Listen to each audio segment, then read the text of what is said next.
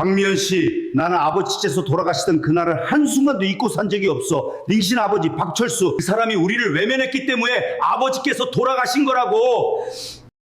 2025년 봄 아들의 상견례 자리. 병원 이사장 재우는 자리에 앉기도 전에 짐승 같은 고함을 내뱉었습니다. 문을 열고 들어온 예비 사돈. 그녀는 37년 전 88 올림픽의 뜨거웠던 사랑이자 재훈의 집안을 파멸로 몰아넣었던 원수의 딸 미연이었기 때문입니다. 정적을 깨고 터져나온 분노. 상대방이 자리에 앉을 틈도 없이 상견례장은 순식간에 아수라장이 되었습니다. 이 결혼 내가 죽기 전엔 절대 안. 37년 만에 마주한 첫사랑을 향해 모진 말을 퍼부을 수밖에 없었던 재훈의 기가 막힌 사연. 대체 그에게는 무슨 일이 있었던 걸까요? 둥지극장에 오신 것을 환영합니다. 영화 시작 전 구독과 좋아요 꾹 눌러주시고 지금 어디서 보고 계신지 댓글로 안부 남겨주세요. 오늘 둥지극장에서의 시간이 여러분께 따뜻한 감동이 되길 바랍니다. 2025년 3월 서울 강남의 한 고급 주택가. 정재훈의 저택은 조용한 주택가 언덕에 자리 잡고 있었습니다. 깔끔하게 정돈된 정원에는 목련꽃이 하얗게 피어 있었고 2층 양옥저택은 품격 있는 위엄을 풍기고 있었죠.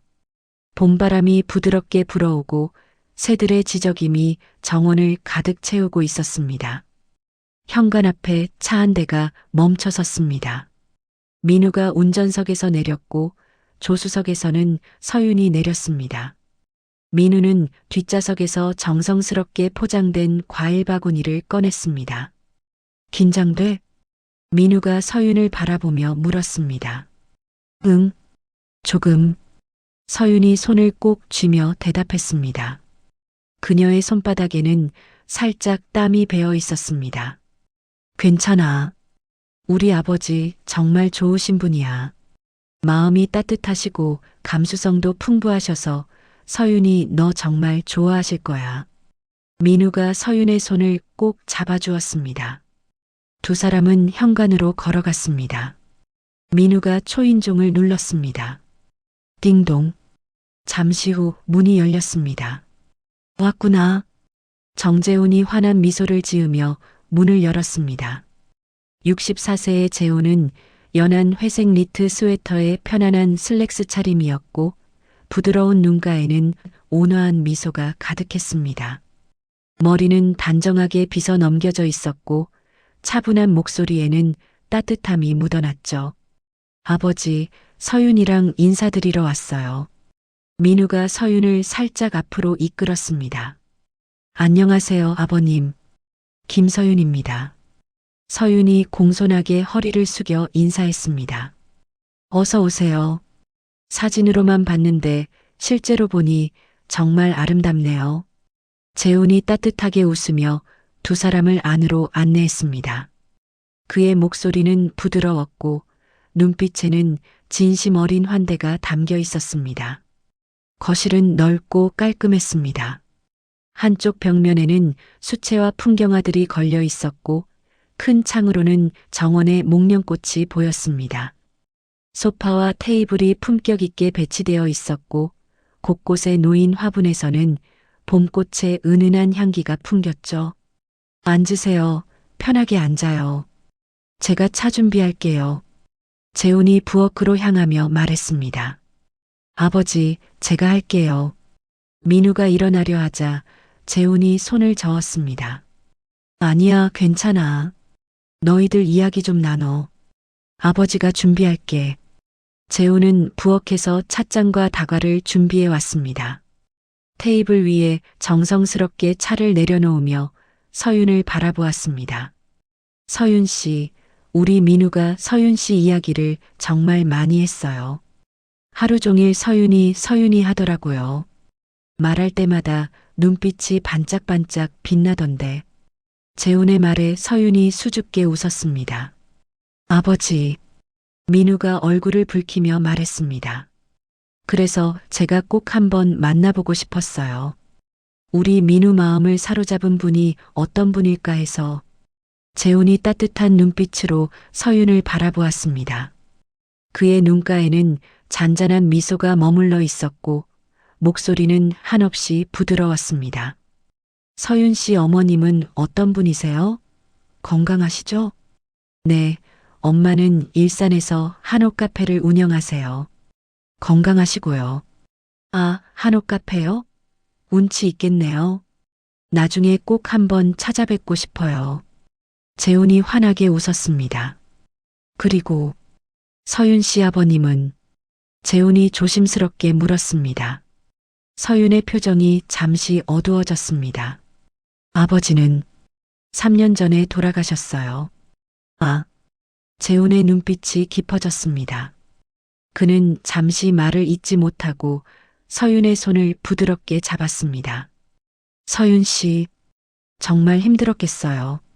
3년이면 아직 그 아픔이 생생할 텐데. 재훈의 목소리에는 진심 어린 위로가 담겨 있었습니다. 저도 제 아내를 5년 전에 떠나보냈어요. 그 마음 조금은 알 것 같아요. 재훈의 눈가가 촉촉해졌습니다. 민우 어머니는? 민우가 막 의대 졸업할 때 갑자기 가셨어요. 너무 갑작스러워서 제대로 작별 인사도 못했죠. 재훈은 잠시 창밖을 바라보았습니다. 목련꽃잎이 바람에 살랑살랑 흔들리고 있었습니다. 그래서 더 미안해요, 서윤 씨. 시어머니가 살아계셨다면 결혼 준비를 정말 살뜰하게 챙겨드렸을 텐데. 제가 아무래도 남자라 그런 것들에 서툴잖아요. 재훈의 표정에는 진심 어린 미안함과 안타까움이 담겨 있었습니다. 그리고 서윤 씨도 결혼식 때 아버님 손잡고 입장하지 못하는 게 제 마음도 아파요. 재훈의 목소리가 잠겼습니다. 그의 눈가에는 눈물이 맺혔습니다. 아버님, 서윤도 눈시울이 붉어졌습니다. 괜찮아요, 아버님. 저희 엄마가 잘 도와주실 거예요. 그리고 결혼식 때는 민우 손잡고 같이 들어가려고요. 요즘은 그렇게 하는 커플들도 많아요. 서윤이 환하게 웃으며 말했습니다. 그래도 아버지 없이 결혼식을 올린다는 게 얼마나 외로울까. 제 마음이 다 아프네요. 재훈이 서윤의 손을 꼭 잡았습니다. 서윤 씨, 제가 비록 진짜 아버지는 아니지만 앞으로 아버지처럼 서윤 씨를 아끼고 사랑할게요. 약속합니다. 재훈의 말에는 진심이 담겨 있었습니다. 그의 눈빛은 따뜻했고 목소리는 부드러웠습니다. 감사드려요, 아버님. 서윤이 눈물을 글썽이며 대답했습니다. 민우는 아버지와 서윤이 이렇게 따뜻하게 대화하는 모습을 보며 미소 지었습니다. 아, 그리고 상견례 날짜는 정했어요? 재훈이 분위기를 환기시키며 물었습니다. 네, 다음 주 토요일 어떠세요? 장소는 강남 그랜드 호텔 VIP룸으로 예약했어요. 민우가 대답했습니다. 좋아요. 다음 주 토요일 강남 그랜드 호텔. 제가 메모해 둘게요. 재훈이 휴대폰에 날짜를 기록했습니다. 서윤 씨 어머님도 정말 뵙고 싶네요. 아드님과 따님이 좋은 인연을 맺게 돼서 정말 기쁘다고 꼭 전해주세요. 재훈의 말은 따뜻했습니다. 네, 꼭 전해드릴게요. 저희 엄마도 정말 기대하고 계세요. 서윤이 밝게 대답했습니다. 세 사람은 1시간가량 담소를 나누었습니다. 그때 재훈의 시선이 서윤의 가방으로 향했습니다. 연한 베이지색 크로스백 옆면에 작은 키링이 매달려 있었습니다. 노란색과 검은색 줄무늬, 빨간 리본을 두른 작은 인형. 색이 발에 있었지만 여전히 귀여운 모습이었죠. 재훈의 눈동자가 미세하게 흔들렸습니다. 서윤 씨, 가방에 달린 그 인형은 뭐예요? 재원의 목소리는 평소와 다름없이 부드러웠지만 그의 손이 살짝 떨렸습니다. 아, 이거요? 서윤이 가방에서 호돌이 키링을 떼어 재훈에게 보여주었습니다. 이거 엄마 추억 상자에 들어있던 물건인데 귀여워서 제가 달라고 했어요. 88올림픽 마스코트래요. 호돌이라고. 서윤이 환하게 웃으며 말했습니다. 귀엽죠? 재우는 호돌이 인형을 가만히 바라보았습니다. 한쪽 귀가 살짝 달아있고 색이 바랜 낡은 마스코트.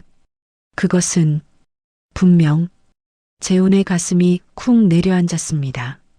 네, 귀엽네요. 재훈은 억지로 미소를 지었습니다. 하지만 그의 목소리는 약간 떨렸고 눈빛은 복잡했습니다. 엄마가 평생 간직하고 계셨나 봐요. 상자 제일 깊은 곳에 소중하게 보관되어 있었거든요. 서윤이 호돌이를 다시 가방에 달며 말했습니다. 재훈은 고개를 끄덕였지만 더 이상 말을 잇지 못했습니다. 잠시 침묵이 흘렀습니다. 그럼 저희 이만 가볼게요, 아버지. 민우가 일어서며 말했습니다. 그래, 조심히 가고. 서윤 씨, 오늘 와줘서 정말 고마워요. 재훈이 현관까지 배웅하며 서윤의 손을 따뜻하게 잡았습니다. 다음에 또 놀러 오세요. 우리 이제 가족이 될 거잖아요. 네, 감사합니다. 서윤이 공손하게 인사했습니다. 차에 탄 두 사람은 손을 흔들며 저택을 떠났습니다. 재훈은 현관 앞에 서서 차가 보이지 않을 때까지 지켜보았습니다. 차가 완전히 사라지자 재훈은 거실로 돌아와 소파에 앉았습니다. 창밖의 목련꽃을 멍하니 바라보았습니다. 잠시 후 그의 머릿속에 서윤의 가방에 달린 호돌이 인형이 스쳐 지나갔습니다. 88올림픽 호돌이. 재훈의 눈가가 잠시 흔들렸습니다. 하지만 그는 고개를 살짝 저으며 일어났습니다. 이제 치워야겠네. 재훈은 테이블 위의 찻잔들을 정리하기 시작했습니다. 서윤과 민우가 앉았던 자리를 정돈하며 그는 따뜻한 미소를 지었습니다. 좋은 며느리를 만나게 됐어. 민우가 행복하겠구나. 재훈은 부엌으로 향했습니다. 찻잔을 씻으며 창밖을 바라보았습니다. 다음 주 토요일 우리 아들 상견례. 재훈의 마음속에는 기대감이 가득했습니다. 저녁, 일산의 미연의 집. 서윤이 현관문을 열고 들어섰습니다. 엄마, 나왔어. 왔어? 어땠어? 거실 소파에 앉아있던 미연이 일어나 서윤을 맞이했습니다. 60세의 미연은 편안한 연보라색 가디건에 면바지 차림이었고 따뜻한 차를 마시고 있었습니다. 한때 은행원으로 일했던 그녀답게 단정한 자태가 여전했죠. 응, 정말 좋았어. 민우 아버님이 정말 좋으신 분이더라. 엄청 따뜻하시고 다정하셔. 서윤이 가방을 내려놓으며 소파에 앉았습니다. 그래, 다행이다. 미연이 안도의 한숨을 쉬었습니다. 엄마, 아버님이 혼자 계셔서 살림을 잘하시는지 직접 다과상도 차려주셨어. 민우도 5년 전에 어머니 돌아가셨다고 했었지. 미연의 표정이 어두워졌습니다. 외로우시겠다. 응. 그래서 그런지 엄청 감수성이 풍부하시더라. 내가 아빠 얘기 꺼냈더니 눈물까지 글썽이시면서 내 마음 정말 잘 이해해 주셨어. 서윤의 목소리가 잠겼습니다. 미연은 딸의 손을 꼭 잡았습니다. 엄마, 상견례 날짜 정했어. 다음 주 토요일 강남 그랜드 호텔 VIP룸에서. 다음 주 토요일? 알았어. 미연의 표정이 조금 굳어졌습니다. 손에 들고 있던 찻잔이 미세하게 떨렸죠. 엄마, 왜 그래? 괜찮아? 서윤이 엄마의 표정 변화를 눈치챘습니다. 응, 괜찮아. 그냥. 미연은 창밖을 바라보았습니다. 봄 저녁의 노을이 하늘을 붉게 물들이고 있었습니다. 엄마가 걱정되는 게 결혼식 때 말이야. 결혼식? 응. 결혼식장에 신부는 아버지 손잡고 들어가야 하잖아. 근데 미연의 목소리가 잠겼습니다. 눈가가 붉어졌습니다. 너희 아버지가 돌아가신 지 이제 3년밖에 안 됐는데 아버지 없이 혼자 입장하는 내 모습을 생각하면 엄마 마음이 너무 아파. 미연의 눈에서 눈물이 주르륵 흘러내렸습니다. 서윤은 엄마 옆으로 다가가 어깨를 감싸 안았습니다. 엄마 괜찮아. 나 민우 손잡고 같이 들어가면 돼. 요즘 그렇게 하는 사람들 많아. 신랑 신부가 함께 입장하는 거. 그래도 내 아버지가 보고 싶으실 텐데. 엄마. 서윤이 엄마의 손을 꼭 잡았습니다. 아빠는 하늘에서 지켜보고 계실 거야. 서윤아. 엄마 걱정 마. 나 정말 괜찮아. 그리고 민우 아버님이 앞으로 아버지처럼 나를 아껴주신대. 서윤이 환하게 웃었습니다. 미연은 딸을 꼭 안았습니다. 우리 서윤이가 이렇게 씩씩하게 컸네. 엄마가 자랑스러워. 당연하지. 엄마 딸인걸. 두 모녀는 서로를 안았습니다. 창밖으로 봄 저녁에 노을이 지고 있었고 거실은 따뜻한 온기로 가득 찼습니다. 하지만 미연의 마음 한편에는 묘한 불안감이 자리 잡고 있었습니다. 상견례. 민우 아버님은 어떤 분이실까? 좋은 분이시면 좋을 텐데. 미연은 창밖 노을을 바라보며 깊은 한숨을 내쉬었습니다. 2025년 봄 서울 강남의 한 특급 호텔 상견례장. 정재훈은 창밖을 내다보며 서 있었습니다. 64세의 나이에 걸맞는 선한 인상에 의료재단 이사장답게 중후한 분위기를 내뿜고 있었죠.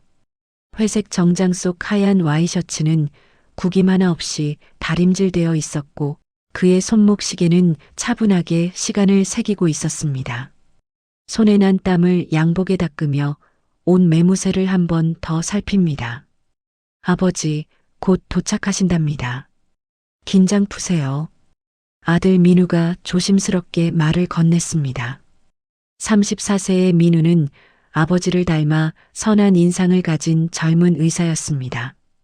천장의 샹들리에가 은은하게 빛을 내려뿌리는 가운데 대리석 바닥 위로 구두 소리가 조심스럽게 울려 퍼졌습니다.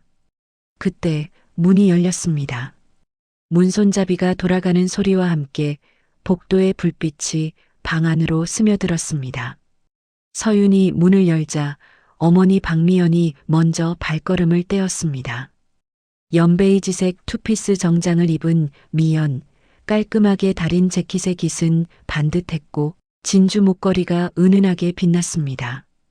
여전히 우아한 자태를 지닌 그녀는 눈가에 미소를 머금고 고개 숙여 인사를 했습니다. 그리고 어머니의 뒤로 예비 신부 서윤이 들어왔습니다. 단아한 원피스를 입은 서윤의 얼굴에는 수줍음과 설렘이 가득했죠. 재훈과 미연 두 사람이 고개를 올려 서로를 바라본 그 순간 세상이 멈춘 듯 했습니다. 재훈의 눈동자가 크게 흔들렸습니다. 긴장했던 손은 주먹이 꽉 쥐어졌고 그의 턱 끝은 굳어졌습니다.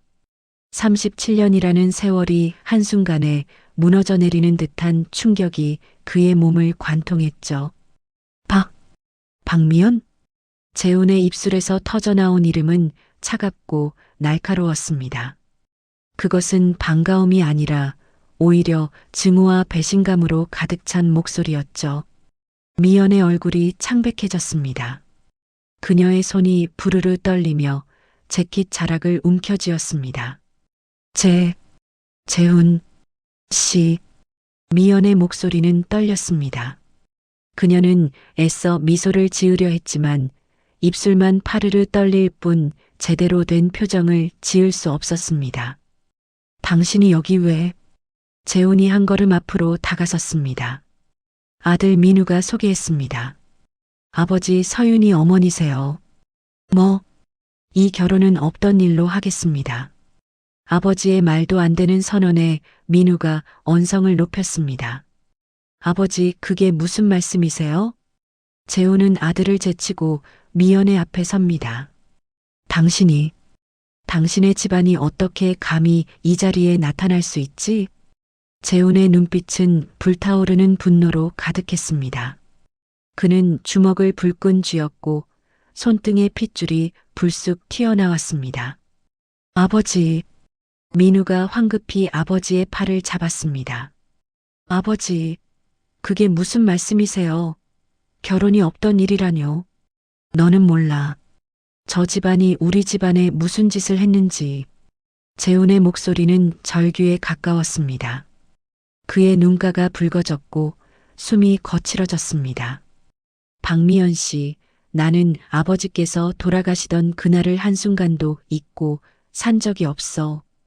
당신 아버지, 박철수, 그 사람이 우리를 외면했기 때문에 아버지께서 돌아가신 거라고. 재훈은 주먹으로 테이블을 쾅 내리쳤고 찻잔이 덜컹거렸습니다. 샹들리에의 불빛마저 흔들리는 듯 했습니다. 미연의 눈에서 눈물이 주르륵 흘러내렸습니다. 그녀는 입술을 깨물며 고개를 숙였습니다. 재훈 씨, 그 일은 저희 아버지도 어쩔 수 없었던. 그만. 재훈이 손을 휘저었습니다. 나는 당신 집안과 얽히고 싶은 마음 추호도 없소. 내 아들이 당신 딸과 결혼하는 일 따윈 절대 없을 거요. 그 말이 떨어지자 방 안은 무거운 침묵에 잠겼습니다. 미연은 더 이상 버티지 못하고 돌아섰습니다. 눈물을 훔치며 상견례장을 나섭니다. 한때 빛나던 연인의 눈빛은 이제 서로를 향한 증오와 슬픔으로 뒤엉켜 있었죠. 엄마. 서윤이 울먹이며 엄마를 따라 나갑니다. 급하게 나서다 서윤의 가방이 문고리에 탁 걸립니다. 그 소리에 재훈의 시선이 문고리를 향했죠. 서윤의 가방에 걸려있는 호돌이 키링, 그것은 37년 전 재훈이 미연에게 선물했던 인형이었습니다. 두 모녀는 그 길로 문을 나섰고 복도로 사라지는 그들의 뒷모습은 처연했습니다. 문이 닫히는 소리가 방 안에 울려 퍼졌습니다. 재훈은 그 자리에 우뚝 서서 거칠게 숨을 몰아쉬었습니다. 분노로 타오르던 그의 눈앞에 나타난 낡은 호돌이 인형은 마치 37년 전 멈춰버린 시계 바늘과도 같았습니다. 모질게 뱉어낸 독설은 부메랑이 되어 돌아와 그의 심장에 박혔고 잊었다 믿었던 청춘의 파편들이 날카롭게 가슴을 찔러왔습니다. 아버지, 대체 무슨 일이 있었던 거예요? 민우의 떨리는 목소리가 들렸지만 재훈은 대답하지 않았습니다. 문이 닫혔지만 재훈의 시선은 여전히 그곳에 고정되어 있었습니다. 복도 쪽에서 서윤과 미연의 작은 발소리가 점점 멀어져 갔습니다. 재훈은 떨리는 손으로 테이블 끝을 짚으며 간신히 중심을 잡았습니다. 아버지, 민우가 다급한 목소리로 재훈을 불렀지만 그는 손을 들어 제지했습니다. 잠깐, 조용히 있어라. 재훈의 목소리는 힘이 없었습니다. 그의 가슴 속에는 37년 전에 찬란했던 가을날과 아버지를 잃었던 시린 겨울이 한꺼번에 휘몰아치고 있었습니다. 뜨거웠던 사랑은 얼음장 같은 증오가 되어 그의 심장을 갈기갈기 찢어놓고 있었죠. 그는 천천히 고개를 들어 문 쪽을 바라보았습니다. 그 순간 서윤의 가방에 걸려있던 호돌이 인형이 떠올랐습니다. 색이 바랜 낡은 마스코트. 그것은 분명 37년 전 재훈이 미연에게 선물했던 바로 그 호돌이였습니다. 호돌이? 그의 입술에서 작게 중얼거림이 새어나왔습니다. 손이 부들부들 떨렸습니다. 왜 저 호돌이를 아직도? 재훈의 머릿속이 복잡해졌습니다. 1988년 잠실 올림픽 경기장에서 미연과 함께 샀던 그 호돌이. 자신은 하나를 가지고 미연에게도 하나를 선물했었죠. 우리 아이가 태어나면 이 호돌이처럼 씩씩하게 키우자던 미래의 약속과 함께. 그런데 37년이 지난 지금 미연의 딸 가방에 그 호돌이가 매달려 있다는 건 재훈은 숨이 막혔습니다. 가슴속 깊은 곳에서 뭔가가 무너지는 소리가 들렸습니다. 분노와 증오로 가득 찼던 마음 한편에 아득한 그리움이 고개를 들었죠. 미연이 그 호돌이를 37년 동안 간직했다는 건가? 재훈은 고개를 숙였습니다. 그의 손이 가슴팍을 움켜쥐었고 턱 끝이 떨렸습니다. 민우는 아버지의 이상한 반응을 눈치챘지만 감히 말을 걸지 못했습니다. 그저 멀찍이 서서 아버지의 뒷모습을 지켜볼 뿐이었죠. 잠시 아무도 말하지 않았습니다. 재훈은 눈을 감았습니다. 그의 머릿속에는 1988년 가을 잠실 경기장의 환호성과 미연의 웃음소리가 되살아나고 있었습니다. 호돌이 인형을 두 손으로 꼭 안고 활짝 웃던 미연의 모습, 미연의 목소리가 귓가에 생생했습니다. 미연, 당신은 나를 잊지 않았던 건가? 그는 고개를 저었습니다. 아니, 잊지 말았어야 했습니다. 그녀의 집안은 자신의 가문을 무너뜨린 원수였으니까요.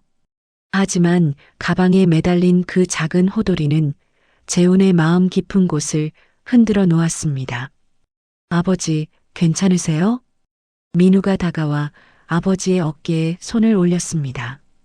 재훈은 고개를 끄덕였지만 그의 눈빛은 여전히 혼란스러웠습니다. 괜찮다. 그냥 나 혼자 있고 싶구나. 그날 저녁 재훈은 서재에 앉아 낡은 상자를 하나 꺼냈습니다.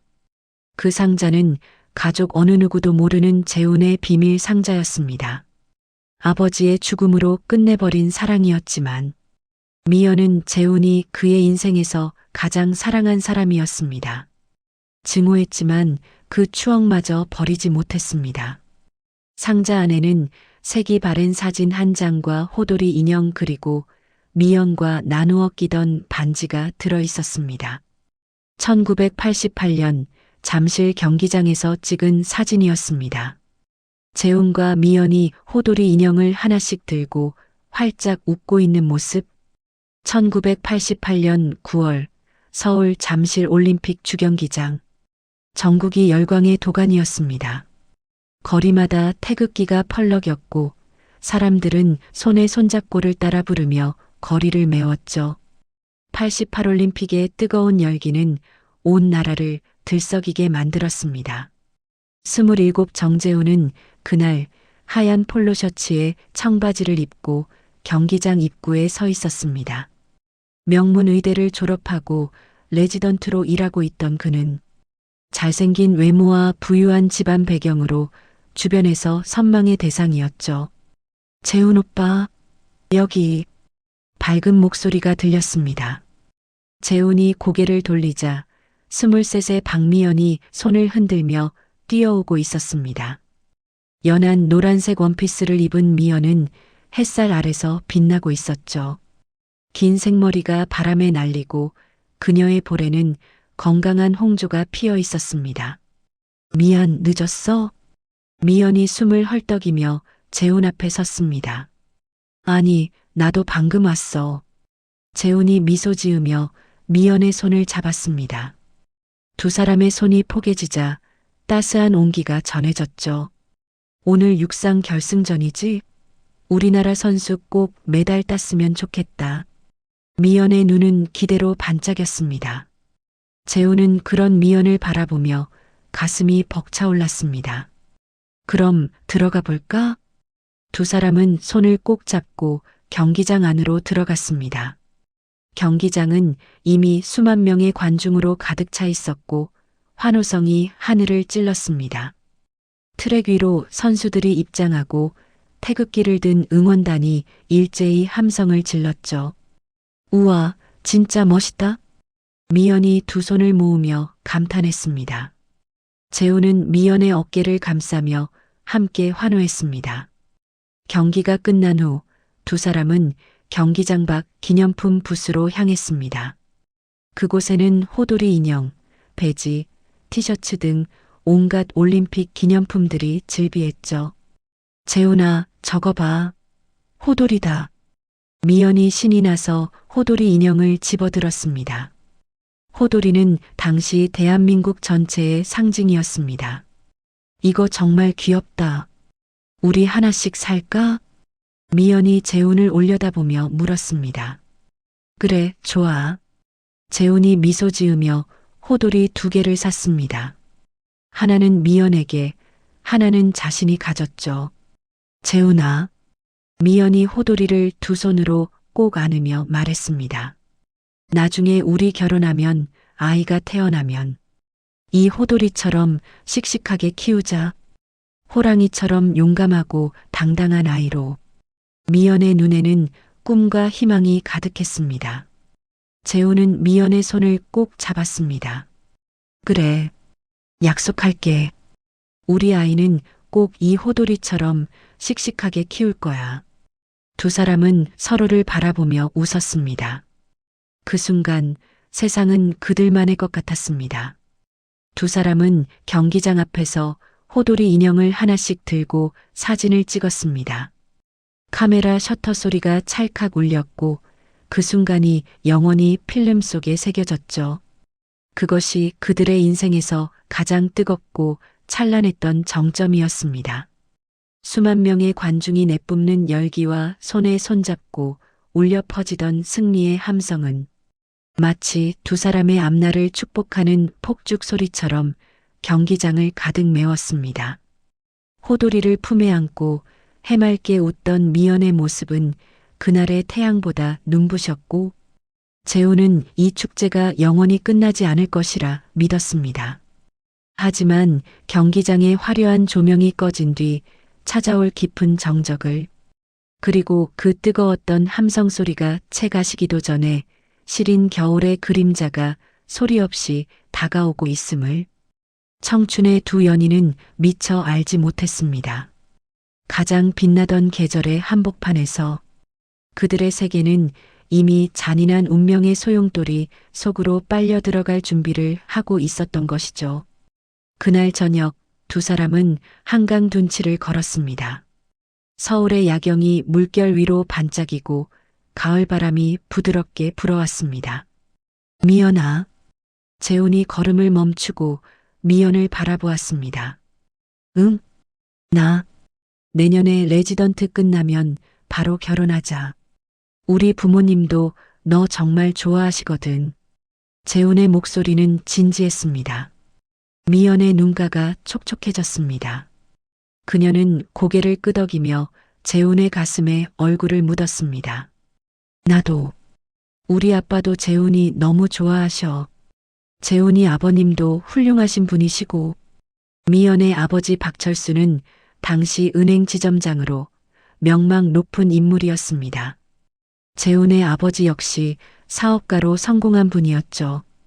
2 집안은 사회적으로도 비슷한 위치에 있었고 모두가 둘의 교제를 축복했습니다. 우리 평생 함께하자, 미연아. 응, 평생. 그것이 그들의 가장 빛나던 순간이었습니다. 아직 아무도 몰랐습니다. 1년 후 그들의 세계가 산산조각 날 거라는 것을. 1989년 봄, 서울 강남의 한 은행 지점. 박철수 지점장은 책상 앞에 앉아 서류를 검토하고 있었습니다. 50대 중반의 그는 단정한 정장 차림에 금태 안경을 쓰고 있었죠. 그의 책상 위에는 가족 사진이 놓여 있었습니다. 딸 미연이 활짝 웃고 있는 사진이었죠. 똑똑. 문을 두드리는 소리가 들렸습니다. 지점장님, 손님이 오셨습니다. 들어오시라고 해. 문이 열리고 재훈의 아버지 정한석 사장이 들어왔습니다. 그는 평소와 달리 초췌한 얼굴이었고 손에 서류 뭉치를 꼭 쥐고 있었습니다. 박 지점장님. 정 사장의 목소리는 떨렸습니다. 정 사장님, 앉으십시오. 박 지점장이 일어나 악수를 청했지만 정 사장의 손은 축축하게 땀에 젖어 있었습니다. 실은 급한 일이 있어서 왔습니다. 정 사장은 서류를 책상 위에 펼쳤습니다. 빚보증 서류였습니다. 지인의 부탁으로 보증을 섰는데 그 사람이 갑자기 사업을 접고 도망을 갔습니다. 30억 원의 빚이 제게 넘어왔습니다. 정 사장의 목소리는 절박했습니다. 지점장님, 부탁입니다. 이 돈만 빌려주시면 제가 꼭 갚겠습니다. 우리 집과 공장을 담보로 잡으셔도 됩니다. 박 지점장은 눈을 감았습니다. 가슴이 먹먹했습니다. 정 사장은 자신의 사돈이 될 사람이었으니까요. 재훈과 미연의 결혼은 거의 확정된 상태였습니다. 하지만 정 사장님, 박 지점장은 천천히 고개를 저었습니다. 죄송합니다. 본점의 지침상 이런 경우는 대출이 어렵습니다. 30억 대출의 담보로 집과 공장이 턱없이 부족합니다. 박 지점장님, 정 사장이 책상을 탁 쳤습니다. 눈이 충혈되어 있었고 입술이 파르르 떨렸습니다. 우리가 무슨 사이입니까? 재훈이와 미연이가 결혼할 사이 아닙니까? 제발, 제발 한 번만 도와주십시오. 박 지점장의 손이 떨렸습니다. 그는 책상 아래에서 손을 꼭 쥐었습니다. 정말, 정말 죄송합니다. 규정상 제 권한으로는 규정이 뭐가 중요합니까? 정 사장은 무릎을 꿇었습니다. 그의 눈에서 눈물이 흘러내렸습니다. 지점장님, 제발, 제 인생이 이대로 무너지면 안 됩니다. 제발. 박 지점장은 눈을 감았습니다.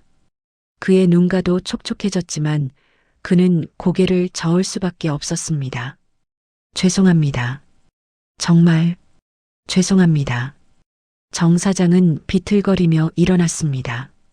그의 얼굴은 절망으로 일그러져 있었습니다. 박 지점장, 당신을 평생 잊지 않을 겁니다. 그 말을 남기고 정 사장은 지점을 나갔습니다. 그로부터 일주일 후 정한석 사장은 자택에서 심장마비로 급사했습니다. 재훈은 상복을 입고 빈소 앞에 앉아 있었습니다. 그의 눈은 텅 비어 있었고 얼굴은 창백했습니다. 미연이 조심스럽게 다가왔습니다. 재훈 오빠.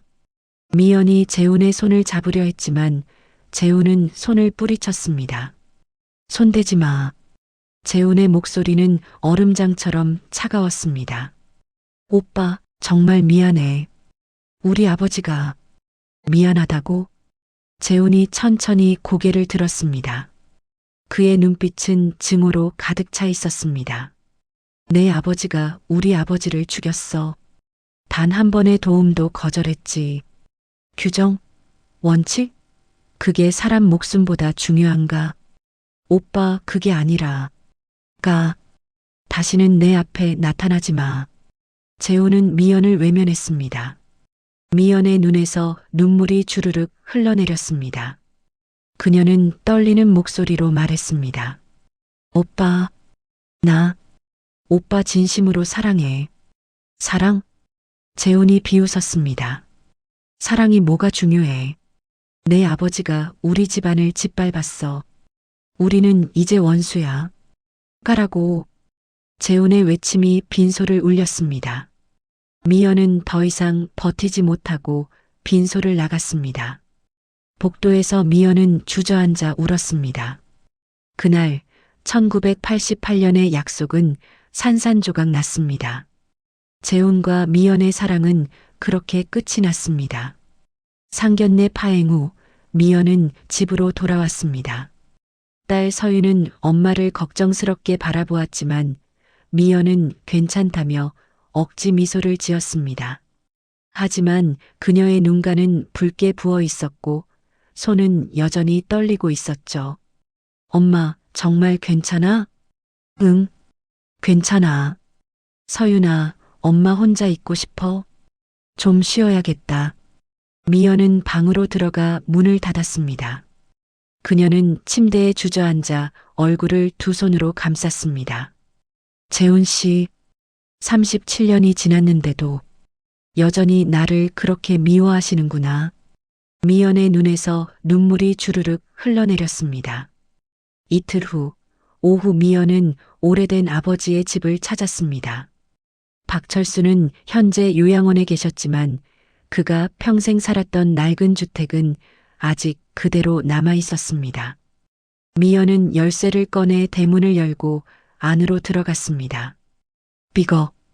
나무 대문이 녹슨 소리를 냈습니다. 마당에는 낙엽이 수북이 쌓여 있었고 담장 너머로 가을바람이 쓸쓸하게 불어왔습니다. 미연은 천천히 안방으로 들어갔습니다. 방 안에는 아버지의 채취가 그대로 남아 있었습니다. 낡은 나무 옷장, 작은 책상, 벽에 걸린 시계. 모든 것이 시간이 멈춘 듯 그대로였죠. 미연은 옷장 앞에 무릎을 꿇고 앉았습니다. 오래된 옷장 문을 열자 희미한 나무 냄새와 함께 옛 옷가지들이 보였습니다. 그녀는 천천히 옷들을 하나씩 꺼내기 시작했습니다. 아버지가 입으셨던 낡은 양복, 와이셔츠, 넥타이. 그 아래에는 오래된 상자가 하나 놓여 있었습니다. 미연은 상자를 꺼내 뚜껑을 열었습니다. 상자 안에는 낡은 일기장이 들어 있었습니다. 표지가 색바랜 일기장은 아버지의 손때가 묻어 있었고 종이는 세월의 흔적으로 누렇게 변해 있었죠. 미연은 떨리는 손으로 일기장을 펼쳤습니다. 첫 페이지에는 아버지의 단정한 글씨가 적혀 있었습니다. 1989년 4월 12일. 맑음. 오늘 정한석 사장님이 찾아오셨다. 손이 떨리고 계셨고 눈은 절박함으로 가득 차 있었다. 30억 원의 빚 보증. 나는 도와드리고 싶었다. 미연이와 재훈이의 결혼을 진심으로 축복하고 있었기에 정 사장님을 내 가족처럼 여기고 있었다. 하지만 본점의 지침은 명확했다. 고위험 대출 불가. 나는 지점장으로서 규정을 어길 수 없었다. 손을 떨며 거절의 말을 했을 때 정 사장님의 눈빛을 나는 평생 잊지 못할 것이다. 내가 원칙을 지킨 것인가 아니면 비겁하게 도망친 것인가. 나는 알 수 없다. 미연의 눈에서 눈물이 떨어졌습니다. 아버지도 고통스러워 하셨구나. 그녀는 페이지를 넘겼습니다. 1989년 4월 19일. 정한석 사장님이 돌아가셨다는 소식을 들었다. 심장마비라고 했다. 나는 그분을 죽인 것이나 다름없다. 손을 내밀었더라면, 규정을 어겼더라면 그분은 살아계셨을 것이다. 재훈이가 미연이를 만나지 않는다고 했다. 우리 집안을 원수로 여긴다고 했다. 미연이가 매일 울고 있다. 내 딸이, 내 사랑하는 딸이 내 결정 때문에 평생의 사랑을 잃었다. 나는 어떻게 속죄해야 하는가. 미연은 입술을 깨물었습니다. 가슴이 미어지는 것 같았습니다. 그녀는 계속해서 페이지를 넘겼습니다. 그리고 1996년의 기록에서 손이 멈췄습니다. 1996년 3월 5일. 오늘 재훈의 소식을 들었다. 5살 난 아들 민우가 백혈병으로 고생하고 있다고 했다. 골수 기증자가 필요하다고 했다. 나는 망설이지 않았다. 병원에 가서 검사를 받았다. 그리고 일치했다. 내 골수가 그 아이와 일치했다. 이것은 하늘이 내게 준 기회다. 정한석 사장님께 갚지 못한 빚을, 재훈 씨에게 저지른 죄를 이제라도 갚을 수 있는 기회. 미연의 손이 부르르 떨렸습니다. 1996년 4월 20일. 오늘 골수 기증 수술을 받았다. 익명으로 진행했다. 재훈 씨가 알면 거절할 것이 뻔하기 때문이다. 그는 우리 집안을 증오하니까. 수술은 성공적이었다. 민우가 살 수 있다고 했다. 재훈 씨의 아들이 살아날 수 있다. 나는 조금이나마 마음의 짐을 덜 수 있을 것 같다. 정 사장님, 이제야 제가 조금이나마 속죄할 수 있게 되었습니다. 미연은 일기장을 가슴에 꼭 안았습니다. 눈물이 멈추지 않았습니다. 아버지, 아버지는 평생을 이렇게 괴로워하셨구나. 그녀는 일기장을 펼쳐 계속 읽어 내려갔습니다. 1996년 6월 10일, 맑음. 민우가 퇴원했다는 소식을 들었다. 건강하게 회복했다고 한다. 감사하다. 정말 감사하다. 재훈 씨는 하늘이 도운 천운이라며 기뻐했다고 한다. 그가 알지 못하는 진실.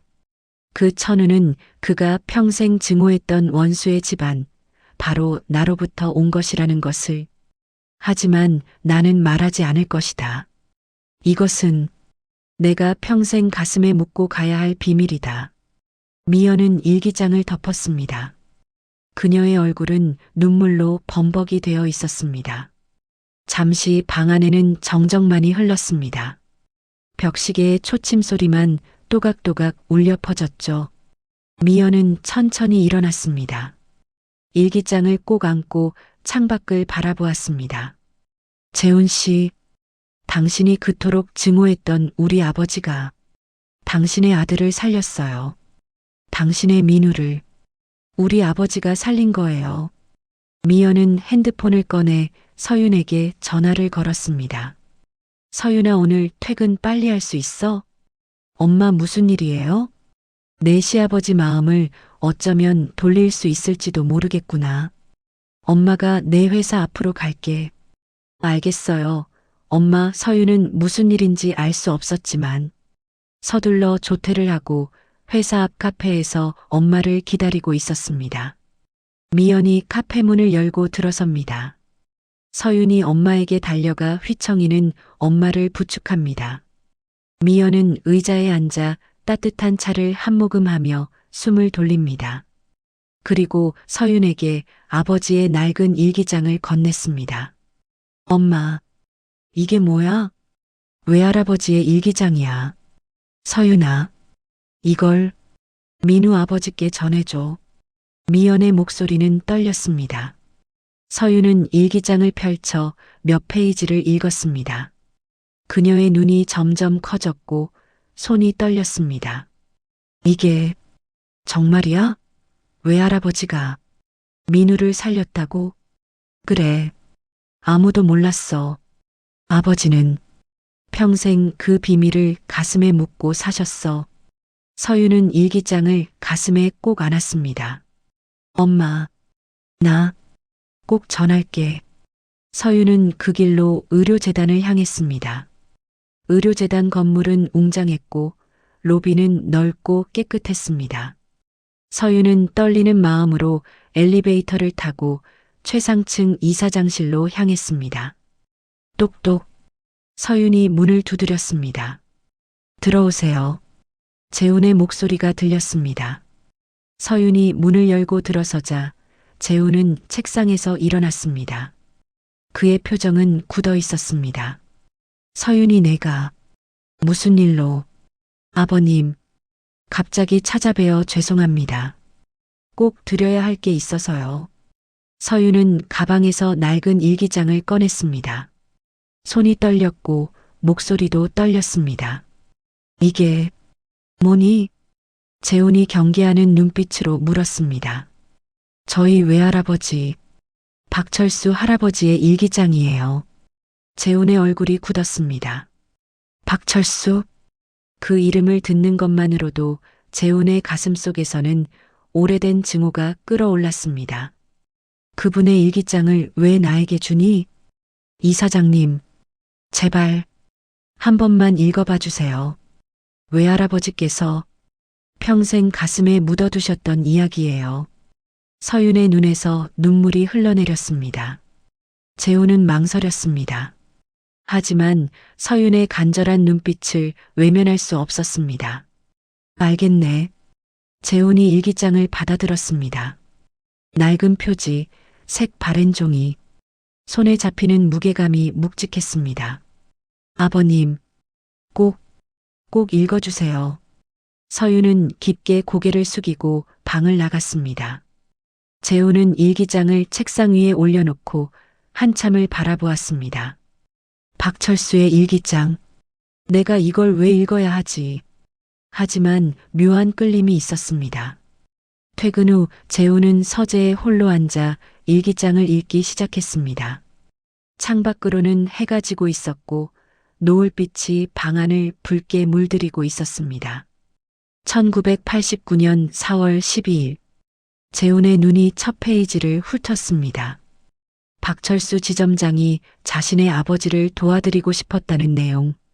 하지만 본점의 지침 때문에 어쩔 수 없었다는 고백. 재훈의 손이 멈췄습니다. 도와드리고 싶었다고? 그는 계속해서 페이지를 넘겼습니다. 정한석 사장님이 돌아가셨다는 소식을 들었다. 나는 그분을 죽인 것이나 다름없다. 재훈의 눈동자가 흔들렸습니다. 내 사랑하는 딸이 내 결정 때문에 평생의 사랑을 잃었다. 나는 어떻게 속죄해야 하는가? 재훈의 호흡이 거칠어졌습니다. 가슴이 답답했습니다. 그는 계속해서 읽어내려갔습니다. 그리고 1996년의 기록에 이르렀을 때 재훈의 손이 부르르 떨렸습니다. 정재훈 씨의 아들 민우가 백혈병으로 고생하고 있다는 것을 우연히 알게 되었다. 병원에 가서 검사를 받았다. 그리고 일치했다. 재훈의 눈이 커졌습니다. 심장이 빠르게 뛰었습니다. 이것은 하늘이 내게 준 기회다. 정한석 사장님께 갚지 못한 빚을, 재훈 씨에게 저지른 죄를 이제라도 갚을 수 있는 기회. 재훈의 손에서 일기장이 떨어질 뻔했습니다. 그는 황급히 다시 붙잡고 계속 읽었습니다. 오늘 골수 기증 수술을 받았다. 익명으로 진행했다. 재훈 씨가 알면 거절할 것이 뻔하기 때문이다. 민우가 살 수 있다고 했다. 재훈은 일기장을 책상 위에 내려놓았습니다. 그의 손이 떨렸습니다. 온몸이 떨렸습니다. 지점장님이 우리 민우를 살렸다고? 재훈의 목소리는 잠겼습니다. 그는 의자에서 일어나 창가로 걸어갔습니다. 다리에 힘이 없어 비틀거렸습니다. 내가 평생 증오했던 그분이 우리 민우를 살렸다고. 재훈의 머릿속이 하얗게 변했습니다. 1996년 민우가 기적처럼 살아났을 때 자신은 하늘이 도운 천운이라고 생각했습니다. 익명의 기증자에게 감사했지만 그 정체를 알 수 없었죠. 그런데 그 익명의 기증자가 자신이 평생 원수로 여겼던 사람이라니. 재훈은 창문에 이마를 기댔습니다. 차가운 유리의 감촉이 느껴졌습니다. 지점장님은 아버지의 죽음을 진심으로 후회하고 계셨구나. 그리고 우리 민우를 살려주셨구나. 재훈의 눈에서 눈물이 주르륵 흘러내렸습니다. 37년 동안 쌓아온 증오가 무너져 내렸습니다. 자신이 얼마나 어리석었는지, 얼마나 잔인했는지 깨달았습니다. 상견례장에서 미연에게 내뱉은 모진 말들이 떠올랐습니다. 당신 집안과 같은 하늘 아래 살 수 없소. 내 아들이 당신 딸과 결혼하는 일 따윈 절대 없을 것이오. 재훈은 자신의 머리를 쥐어뜯었습니다. 내가 무슨 짓을 한 거야? 그날 밤 재훈은 잠을 이루지 못했습니다. 일기장을 처음부터 끝까지 몇 번이나 읽고 또 읽었습니다. 박철수 지점장의 고뇌, 참회, 그리고 희생. 그 모든 것이 재훈의 가슴을 찔렀습니다. 새벽이 밝아올 무렵 재훈은 결심했습니다. 미연이를 찾아가야 해. 그리고 지점장님을 뵙고 감사 인사를 해야 해. 다음 날 아침 재훈은 일산으로 향했습니다. 경기도 일산의 애니골. 그곳에는 미연의 한옥 카페가 고즈넉하게 자리 잡고 있습니다. 전통 한옥을 개조한 카페는 기와 지붕과 나무 대들보가 운치 있었고 마당에는 단풍나무와 소나무가 가을바람에 흔들리고 있었습니다. 재훈은 차에서 내려 카페 입구를 바라보았습니다. 재훈은 문 앞에서 한참을 망설였습니다. 손이 떨렸고 가슴이 두근거렸습니다. 무슨 얼굴로 미연이를 대해야 하지. 하지만 그는 용기를 내어 대문을 밀었습니다. 삐걱. 나무 대문이 낮은 소리를 내며 열렸습니다. 마당을 지나 카페 안으로 들어서자 은은한 커피 향과 따뜻한 온돌의 기운이 느껴졌습니다. 한쪽 벽면에는 도자기들이 놓여 있고 낮은 원목 테이블과 방석들이 정갈하게 놓여 있었죠. 카페 안에는 손님이 몇 명 앉아 창밖 풍경을 바라보고 있었습니다. 그리고 카운터에서 미연이 찻잔을 닦고 있었습니다. 부드러운 니트에 롱스커트 차림의 미연은 은은한 미소를 띠고 있었습니다. 한때 은행원으로 일했던 그녀의 차분한 품격이 여전히 느껴졌죠. 미연이 고개를 들었습니다. 그녀의 눈이 재훈과 마주쳤습니다. 미연의 얼굴이 창백해졌습니다. 손에 들고 있던 찻잔이 덜컹거렸습니다. 재훈 씨. 재훈은 천천히 다가갔습니다. 그의 눈은 붉게 충혈되어 있었고 얼굴은 수척했습니다. 미연 씨, 잠깐 이야기 좀 할 수 있을까요? 재훈의 목소리는 떨렸습니다. 미연은 고개를 끄덕였습니다. 손님들이 나간 후 두 사람은 창가 자리에 마주 앉았습니다. 잠시 아무도 말하지 않았습니다. 테이블 위에 놓인 찻잔에서 김이 피어올랐고 마당의 풍경이 창을 통해 들어오는 햇살에 빛나고 있었습니다. 재훈은 천천히 고개를 숙였습니다. 미연아, 아니 미연 씨. 상견례 때 신뢰가 많았습니다. 재훈의 목소리는 잠겼습니다. 미연의 눈동자가 흔들렸습니다. 일기장 읽었습니다. 서윤이가 가져다 준 지점장님의 일기장. 재훈은 두 손으로 얼굴을 감쌌습니다. 나는 37년 동안 지점장님을 원수로 여겼습니다. 당신 집안을 증오했습니다. 그런데 재훈의 목소리가 떨렸습니다. 지점장님이 우리 민우를 살렸다는 걸 이제야 알았습니다. 그분이 골수를 기증하셨다는 것을. 미연의 눈에서 눈물이 흘러내렸습니다. 미연 씨, 나를 용서해 주십시오. 상견례장에서 내가 한 말들을, 내가 얼마나 잔인했는지. 재훈은 고개를 들어 미연을 바라보았습니다. 그의 눈에서는 뜨거운 눈물이 주르륵 흘러내렸습니다. 미연은 입술을 깨물었습니다. 재훈 씨, 저도, 아버지도 평생 미안했어요. 정말 미안했어요. 아닙니다. 재훈이 손을 내저었습니다. 지점장님은 잘못이 없으십니다. 규정을 따르신 것뿐이고 그 후 평생을 속죄하며 사셨잖습니까? 심지어 민우를 살리기 위해. 재훈은 더 이상 말을 잇지 못했습니다. 37년이라는 긴 시간 동안 켜켜이 쌓아온 증오의 벽이 눈물 한 방울에 모래성처럼 허무하게 무너져 내렸습니다. 원망으로 가득 찼던 세월은 온데간데 없고 그 자리엔 미안함과 고마움이라는 시린 파도만이 밀려왔습니다. 한참 후 재훈이 떨리는 목소리로 말했습니다. 미연 씨, 부탁이 있습니다. 지점장님을 뵙고 싶습니다. 직접 용서를 빌고 싶습니다. 미연은 고개를 끄덕였습니다. 아버지는 지금 요양원에 계세요. 치매가 많이 진행되셔서 정신이 혼미하신 상태예요. 그래도 꼭 뵙고 싶습니다. 재훈의 눈빛은 간절했습니다. 이틀 후 재훈과 미연은 함께 요양원으로 향했습니다. 차 안은 조용했습니다. 두 사람은 말없이 창밖을 바라보았습니다. 요양원에 도착하자 미연이 재훈을 아버지의 방으로 안내했습니다.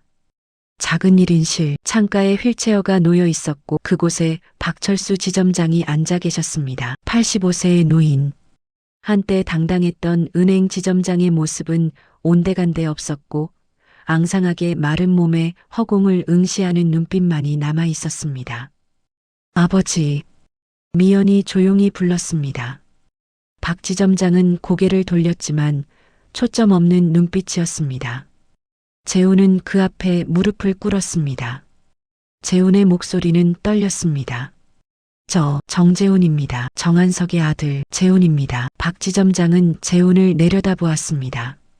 하지만 알아보는 기색이 없었습니다. 재훈은 노인의 앙상한 무릎에 얼굴을 묻었습니다. 지점장님, 감사합니다. 정말 감사합니다. 재훈은 오열했습니다.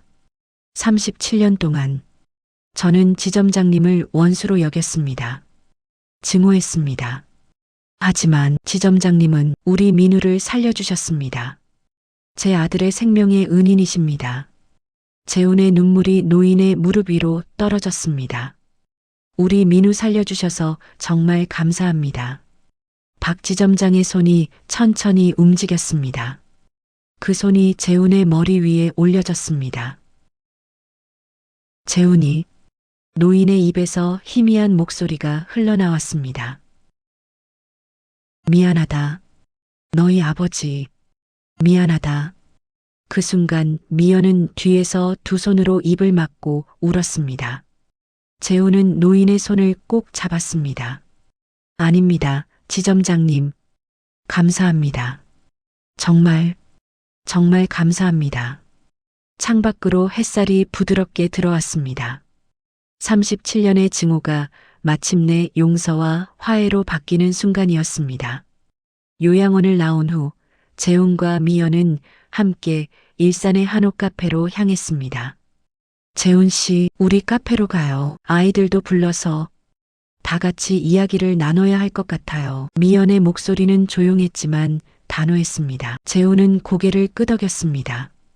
두 사람은 민우와 서윤에게 각각 전화를 걸었습니다. 민우야, 지금 시간 되니? 아빠가 너한테 할 이야기가 있어. 서윤아, 민우랑 엄마 카페로 올 수 있어? 민우 아버님도 오실 거야. 1시간 후 미연의 한옥 카페에 4사람이 모였습니다. 저녁 무렵에 카페는 고요했습니다. 마지막 손님들이 떠난 후 미연은 준비 중 팻말을 걸고 문을 닫았습니다. 창가 자리 큰 원목 테이블에 4사람이 둘러앉았습니다. 37년의 세월을 거쳐 다시 만난 두 가족이었습니다. 테이블 위에는 따뜻한 차가 놓여 있었고 그 한가운데에는 2개의 호돌이 인형이 나란히 놓여 있었습니다. 하나는 미연이 37년 동안 간직해온 호돌이, 다른 하나는 재훈이 오늘 아침 집에서 가져온 호돌이, 1988년 잠실 경기장에서 함께 샀던 바로 그 호돌이들이었습니다. 재훈이 먼저 입을 열었습니다. 민우야. 네, 아버지. 민우가 긴장된 표정으로 아버지를 바라보았습니다. 재훈은 천천히 숨을 들이마셨습니다. 그리고 테이블 위에 호돌이 인형을 바라보며 말을 이어갔습니다. 민우야, 너에게 골수를 기증해 주신 분이 서윤이 외할아버지셔. 민우의 눈이 커졌습니다. 미연이 조용히 말을 이었습니다. 민우야, 우리 아버지는 너에게 골수를 기증하셨어. 익명으로 아무도 모르게. 재훈은 계속해서 말했습니다. 지점장님은 평생 그 사실을 숨기고 살아오셨어. 내가 박 지점장님을 원수로 여기고 있었으니까. 말씀하시면 내가 거절할 거라고 생각하셨던 거야. 그럼 제가 지금 이렇게 살아있는 건, 그래, 서윤이의 외할아버지 덕분이야. 민우는 천천히 일어나 미연 앞으로 걸어갔습니다. 그리고 깊게 고개를 숙였습니다. 어머님, 감사합니다. 정말 감사합니다. 서윤이 외할아버지께서 제 생명을 살려주셨다니. 미연은 민우의 손을 꼭 잡았습니다. 민우야, 우리 아버지는 그게 당연한 일이라고 생각하셨어. 속죄의 방법이라고 하셨지. 그리고 재훈이 말을 이었습니다. 얘들아, 미연 씨와 나는 37년 전 사랑했던 사이였다. 결혼을 약속했었지. 두 아이의 눈이 깜짝 놀라 동그래졌습니다. 재훈이 자리에서 일어나 미연에게 다가갔습니다. 미연 씨, 두 사람의 시선이 마주쳤습니다. 재훈이 떨리는 목소리로 말했습니다. 지난날 내가 당신을 버렸을 때 당신이 얼마나 아팠을지 나는 생각도 못했습니다. 나는 증오에 눈이 멀어 진실을 보지 못했습니다. 하지만 이제 알았습니다. 당신의 아버지께서 얼마나 훌륭하신 분이었는지. 재훈은 테이블 위에 호돌이 인형을 집어들었습니다. 1988년 우리가 약속했던 것 기억하나요? 우리 아이가 태어나면 이 호돌이처럼 씩씩하게 키우자고. 미연은 고개를 끄덕였습니다. 37년 늦었지만 민우와 서윤이를 통해서 그 약속을 지키겠습니다. 재훈이 민우와 서윤을 바라보았습니다. 너희 둘의 결혼을 아버지가 진심으로 축복한다. 너희 둘은 하늘이 맺어준 인연이야. 민우가 서윤의 손을 꼭 잡았습니다. 아버지, 어머님, 감사합니다. 서윤도 눈물을 글썽이며 말했습니다. 저희 정말 행복하게 살게요. 외할아버지께서 이어주신 이 인연 소중히 지킬게요. 재훈과 미연은 두 아이를 바라보며 미소 지었습니다. 창밖으로는 별이 떠오르기 시작했고 카페 안은 따뜻한 온기로 가득 찼습니다. 테이블 위에 두 호돌이 인형은 은은한 조명 아래 나란히 빛나고 있었습니다. 몇 달 후 2025년 가을 정민우와 김서윤의 결혼식이 거행되었습니다. 식장은 꽃으로 가득 차 있었고 하객들의 축하가 넘쳐났습니다. 순백의 드레스를 입은 서윤은 아름다웠고 턱시도를 입은 민우는 행복한 미소를 짓고 있었습니다. 재훈은 진회색 정장을, 미연은 우아한 연베이지색 저고리에 연분홍색 치마 한복을 입고 있었습니다. 양가 부모석에는 신랑 측 아버지 정재훈과 신부 측 어머니 박미연이 각자 앉아 있었습니다.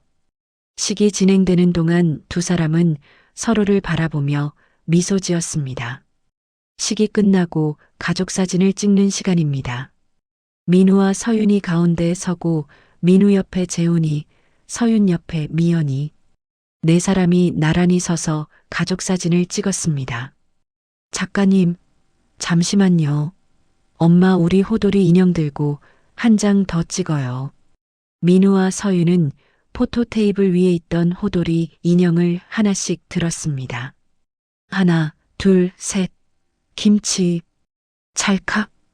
카메라 셔터 소리가 울렸습니다. 호돌이 인형을 든 신랑 신부, 그리고 아이들 옆에서 함께 웃고 있는 재훈과 미연. 그 순간이 영원히 사진 속에 새겨졌습니다.